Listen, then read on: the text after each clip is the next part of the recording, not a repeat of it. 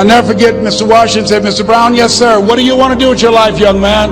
I said, sir, I want to be a disc jockey. He said, Mr. Brown? I said, yes, sir.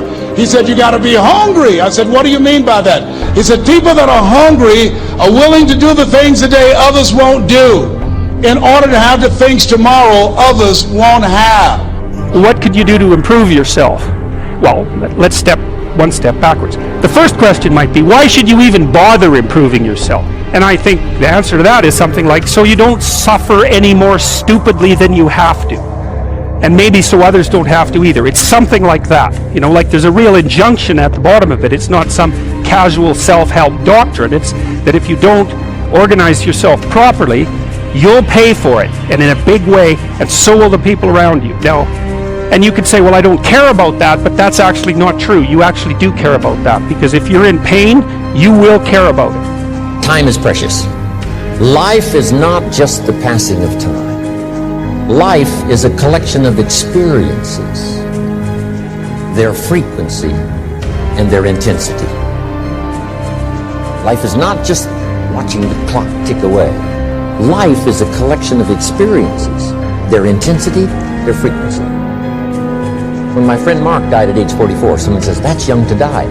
But what if he lived 4 lifetimes in one? It might not be too young. Whatever the span of your life turns out to be, here's what you want to fill it up with: experiences and the intensity of those experiences. People that are hungry are willing to invest in themselves. People that are hungry will go to seminars and workshops. People that are hungry are always searching, always seeking higher ground. So how do you want to make it? I said, I want to be a disc jockey. He says, good. Here's what to do. He said, I want you to read 10 to 15 pages of something positive every day. He said, you don't get in life what you want, you get in life what you are. You must program yourself to success. He said, I want you to listen to Earl Nightingale and Zig Ziglar. Listen, faith comes by hearing and hearing and hearing.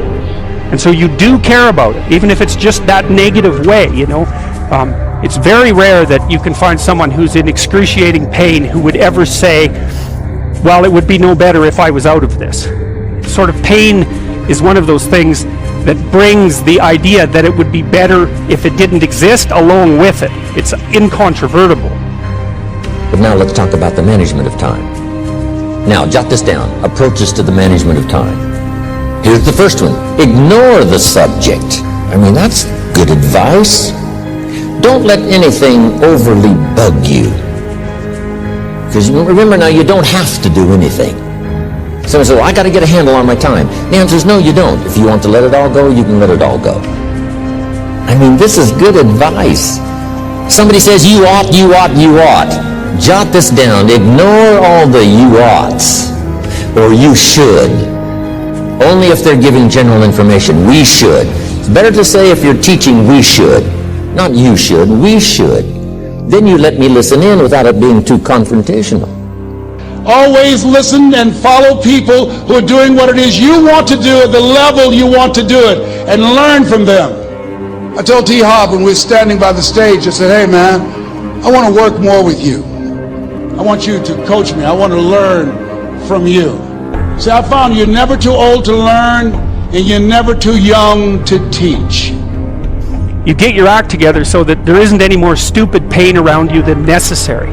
Well, so then the question might be, well, how would you go about getting your act together? And the answer to that, and this is a phenomenological idea too, it's something like, look around for something that bothers you and see if you can fix it. If everyone did this, see, that'd be great. And then you give a person a chance to choose to do it or not to do it. But when you start the you ought, now see if I don't, now see we got some tension and maybe some problems. So you oughts seem to always create problems. Because this is personal dignity. And you don't want to destroy someone's dignity by doing all the oughts and then they feel reluctant to do it. Now we've got problems. Now here's the next one. Step down to something easier. The guy's in sales and he says, oh, I want to own the company. Finally owns the company. Now he's got no time to play golf. He said, when I was in sales, I was making big money playing golf 3 days a week. Heck with this owning something. Heck with managing. My life was never my own after I started to manage. I'm going back to sales. See, this is the key. If you're getting too pressed, you might consider stepping down to something with a little easier time pressure. Always have a thirst for learning. So I listened to Paul Harvey every day on the radio. While in school, I would go out and listen in his car. He gave me his keys. I was working to develop myself. And I continued to listen to motivational messages, and he would take me to see the late Dr. Norman Vincent Peale, who wrote the book, The Power of Positive Thinking. I toured with him before he passed. You have something special. You have greatness within you. Don't allow your circumstances to determine who you are. Don't allow your negative thoughts to hold you back. You have something special. You can do more than you can ever begin to imagine. Let's say you go into you can do this in a room. It's quite fun to do it just when you're sitting in a room, like a room, maybe your bedroom. You can sit there and just sort of meditate on it and think, okay, if I wanted to spend 10 minutes making this room better, what would I have to do? And you have to ask yourself that, right? It's not a command, it's like a genuine question. And things will pop out in the room that you like, there's a stack of papers over there that's kind of bugging you, and you know that maybe a little order there would be a good thing, and you haven't. Little girl says to her mother, Daddy comes home, brings his briefcase and pats me on the head and says hello, disappears and works on his papers. How come my daddy doesn't play with me? And her mother said, look, your daddy loves you very much, but he's so busy at work, he can't get it all done, he has to bring it home.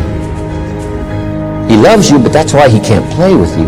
And the little girl said, why don't they just put him in a slower group? Jot this down now. If you don't have time for your kids, you might consider joining a slower group. And my dream and vision was to share the stage with him. I thought about it. What is your goal? What is your vision? I want you to hold it in mind. There's some power in that. I often tell people too, fix the things you repeat every day, because people tend to think of those as trivial, right? You get up, you brush your teeth, you have your breakfast, you have your routines that you go through every day. Well, those probably constitute 50% of your life. But here's what I did. I worked around the clock, so that I would make up in numbers what I lacked in skill. That's good in sales. You got to jot that down. When you're new, you make up in numbers what you lack in skill. Now, when you become more skillful, the numbers can go down because now your persuasive ability and all of that is now so high that you don't need to put as many numbers out. But at first, if you want to compete or if you want to really get good, you've got to put in the numbers. But if you get more from yourself, develop more of yourself, now the time management becomes an easier task. Thoughts and emotions together, and then you have to get them in your body so you're acting consistently. You have to be genuine about the aim, but once you aim, the world will reconfigure itself around that aim, which is very strange. It's technically true.